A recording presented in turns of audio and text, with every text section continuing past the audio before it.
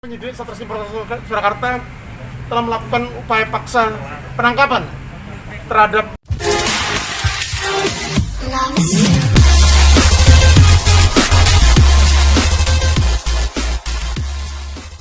kasus Menwa UNS. Polresta Solo tetapkan 2 mahasiswa panitia sebagai tersangka pembunuhan. kami juga menjelaskan tentang 2 tersangka itu tadi, apakah sebagai Polresta Solo telah menetapkan 2 orang tersangka dalam kasus dugaan pembunuhan terhadap Gilang Endi Saputra saat mengikuti Diklat SAR UKM Menwa UNS minggu lalu.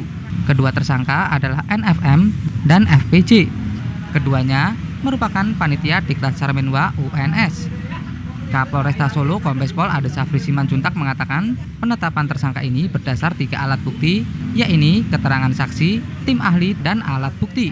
Dari hasil bukti itu, pihaknya menetapkan 2 orang tersangka mahasiswa UNS yang juga berperan sebagai panitia acara Menwa. Lokasi kejadian dugaan penganiayaan yang berujung meninggalnya korban ini berada di wilayah Solo. Untuk kedua pelaku diancam pasal 351 KUHP tentang penganiayaan dengan ancaman hukuman 2 tahun penjara dan pasal 359 KUHP tentang kelalaian dengan ancaman hukuman 5 tahun penjara. Polri dalam kasus ini akan melakukan penyidikan secara transparan dan akuntabel.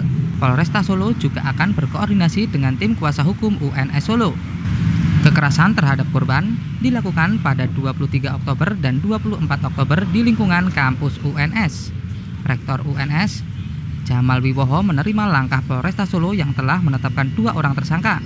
UNS tetap memberikan pendampingan hukum dalam kasus ini. penyidik Satreskrim Polres Surakarta telah melakukan upaya paksa penangkapan terhadap 2 tersangka dalam kasus dugaan kekerasan yang terjadi selama pelaksanaan Diklat SAR Pragladi Patria ke-36 UNS, dan saat ini sedang dilakukan langkah-langkah penyidikan lebih lanjut.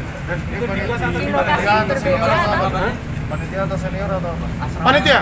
Ya, Mereka udah tertangkap di 2 lokasi berbeda atau sama? di lokasi yang sama. Di Jepres. Jepres Kota Surakarta. Kita terus pasca penetapan sebagai tersangka dari hasil 2 perkara yang kami rilis pada siang hari ini, bahwa proses penyelidikan dan penyidikan belum berhenti, on progress. Kita akan terus kembangkan penyelidikan dari dugaan kasus kekerasan yang terjadi. Apakah melibatkan tersangka lainnya, nanti kita tunggu. Kita tetap berpegang pada prinsip presumption of innocence. Jadi minimal 2 alat bukti diperoleh oleh penyidik, baru nanti akan kita tetapkan tersangka berikutnya.